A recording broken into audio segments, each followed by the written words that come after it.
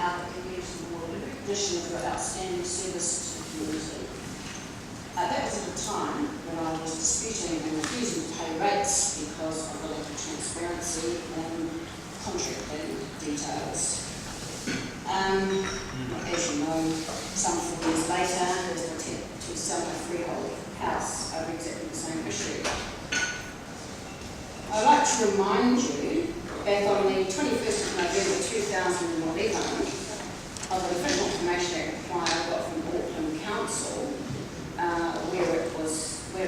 when I asked, is Auckland Council in a truly open, transparent and democratically accountable way going to ensure that citizens and ratepayers of the Auckland region are going to be given this detail so we can see exactly where our rates money is being spent on private sector consultants and contractors. Are the names of the consultants, contractors, the scope, term and value of these contracts going to be published in the Auckland Council annual report so they are available for public scrutiny? If not, why not? The answer? Not at this stage. There are 5,000 contracts related to 12,500 suppliers. To collate and publish these would be a major exercise logistically and cost-wise. Well, I'm thrilled to be able to tell you, councillors, that Auckland Transport has led the way. And now, if you go to Auckland Transport website and click on About and scroll down to Procurement, well, it says there, awarded contracts. Auckland Transport is committed to ensuring that procurement activities are undertaken in an ethical and transparent manner. The attached lists detail all of the contracts awarded in the previous 6 months that are valued over $50,000. Details include the contract number, the contract name, the supplier, and the award value. This, councillors, is what I have been dipping my toes in over for the last 7 years.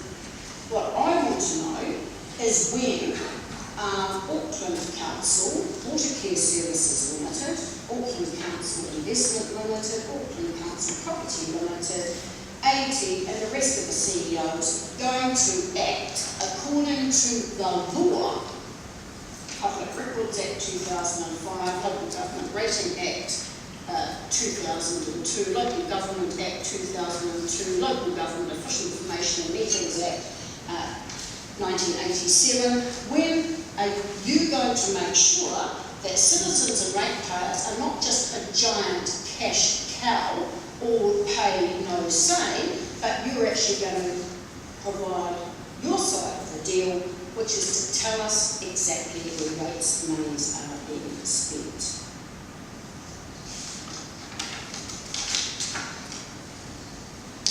I believe that I have been singled out and attempts have been made to neck stamp me as an anti-corruption whistleblower.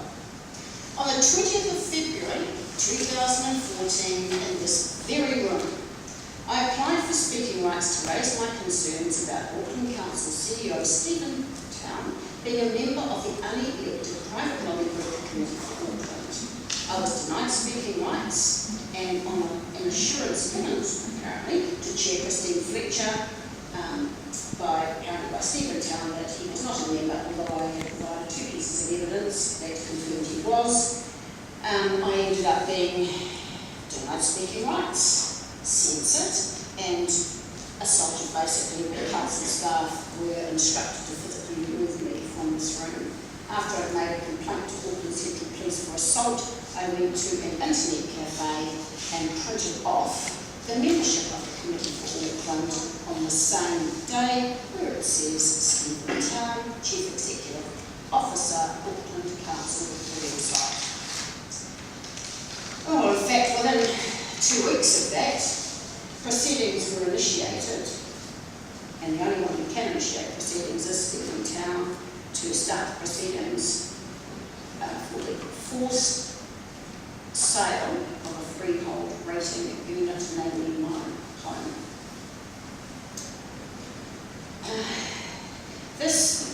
rating policy that was made behind closed doors with no public consultation on the 6th of March 2013 just happens to be exactly the same day that Justice Ellis in the High Court ruled in favour of Occupy Auckland in our appeal, and where I have been singled out individually amongst hundreds of protesters, not only as a named defendant, but I ended up in one of these two successful appellants. I will say again, you're the CEO Review Committee, that it is not appropriate for a supposedly apolitical public servant to be a member of an unelected private sector business lobby group whose members contract to counsel. I've been to 4 international anti-corruption conferences, discussed this with experts. I'm not talking to a hole in my head, I know what I'm talking about. In my considered opinion, it is because of my anti-corruption whistleblowing which has led to my being singled out, not just by this CEO, but the former CEO as well. Because the attempts by Auckland Council to have a go at me over my rates completely coincided with my being picked on as a member of Auckland.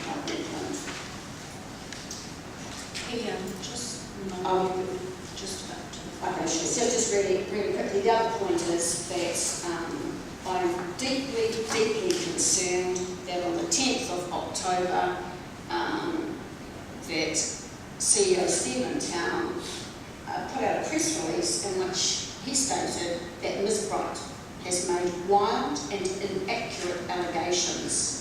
And now I'm sorry, I've been through a lot of crap in Auckland City Council and Auckland Council, and I have never gone for gold, I have never taken any action against council, but you mess around with my good name and it is a different story. I challenge any of you councillors to point a stick at anything I have ever said which has been factually inaccurate, and I will not tolerate my good name and reputation, which is based on my investigative activism, getting my facts straight, doing my homework, being attacked in that way. As you're just about to finish, as you're probably aware, I have initiated under Section 25 of the Defamation Act initial proceedings, which I have requested a public retraction and apology and $10,000. That's the start. You are supposed to control, monitor the actions of the one and only person that you councillors appoint, and that is Mr. Town. And I'm sorry, but there are some serious matters being raised here. Council is being put at risk by wild and inaccurate allegations that have been made by him against me, and you need to consider this very carefully how you are going to deal with it, because let me tell you now, the world is watching. Thank you. Comments, questions? There being none, I'm going to move that Penny Bright be thanked for her presentation. Do I receive the that? Thank you, Councillor Wood. Thank you. I'll put that all those in favour say aye, contrary say no, and we thank you again for your presentation. Thank you for the independent documents. Thank you for tabling those documents. So the next item on the agenda is... Today is Thursday, the 23rd of October 2014. We're in the Auckland Town Hall where I have just attended a meeting of the CEO Review Committee, and I was granted 5 minutes speaking rights, and what I did was make a number of points. The first point I did was remind them of how back in June 2010 I'd won a Good Citizens Award from the Eden Albert Community Board on the basis of my work in trying to get more transparency and information relating to council contracting.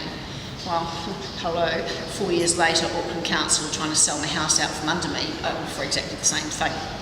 Anyway, I was happy to report that Auckland Transport has now on its webpage, it now publishes the devilish detail that I've been fighting for over the last 7 years, which is the name of the contractor, the contract number, and the value of the contract.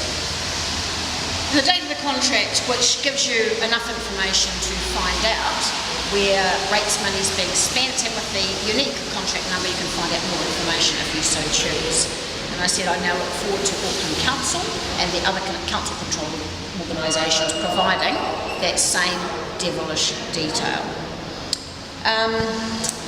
So what I also raised was my concern that I'm actually being neck stamped as an anti-corruption whistleblower, and raise the fact that in that very same room, what used to be the town hall room, on the 20th of February 2014, I'd applied for speaking rights to raise my concerns that Auckland Council CEO Stephen Town was a member of this highly powerful private sector lobby group called the Committee for Auckland, www.committeeforauckland.co.nz, membership, have a look for yourself.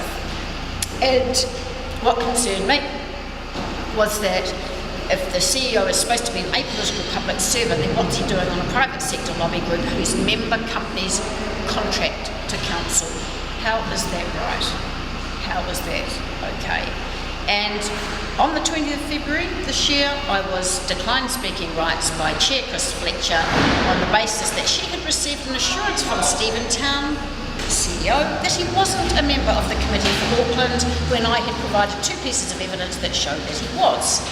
So, cut a long story short, when I stood on my hind legs to speak, I was censored, and on the instructions of Chair Chris Fletcher, I was forcibly ejected from the town hall by 2 council officers. I made a complaint to the police for assault, which they chose to do nothing about, but then I went to an internet cafe and printed off the membership list of the Committee for Auckland on that very same day, 20th of February 2014. Stephen Town, CEO, Auckland Council, his name was there. So he lied. And yet, with all the fuss that's happened about my taking a rather extraordinary stand where my house is on the line, the council's attempting to sell my house to force the rating sale of my freehold property, and that's on the basis that I haven't paid rates, and the reason why I haven't paid rates is because they're not telling us where the money's going. Anyway,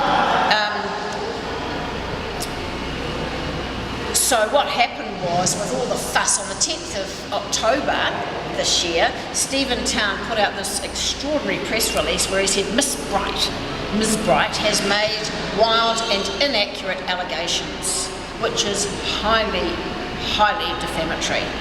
I have a very good name, and it doesn't matter how many millions or squillions you've got, you cannot buy or sell a good name.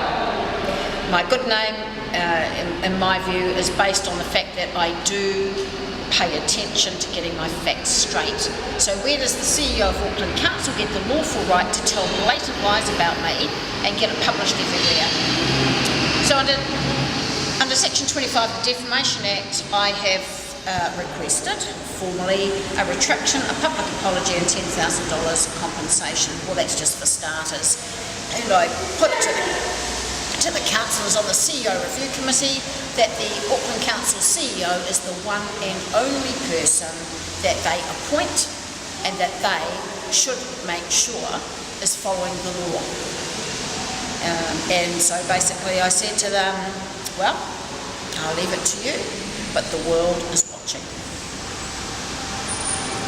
The other development was, when I checked my email, I found that after court, lo and behold, there was a letter from the same Stephen Town where what is being offered is they're saying that they believe I would qualify for rates postponement. And so basically, yeah, I think it's a very good sign that they appear to be bending over backwards to find a way out of this. I certainly want a stay of proceedings to stop the sale of my house, but I will not pay them 1 cent in rates until that same devilish detail of contracts issued is available for public scrutiny by Auckland Council and the rest of the council-controlled organisations. The process in the letter for me to follow is, if I'm interested in this rates postponement offer, to contact the acting Chief Financial Officer. I will discuss this with people close to me, and yeah, we'll have a little think about what all this means. But in terms of the fight for transparency, it looks like we're winning. Thank you.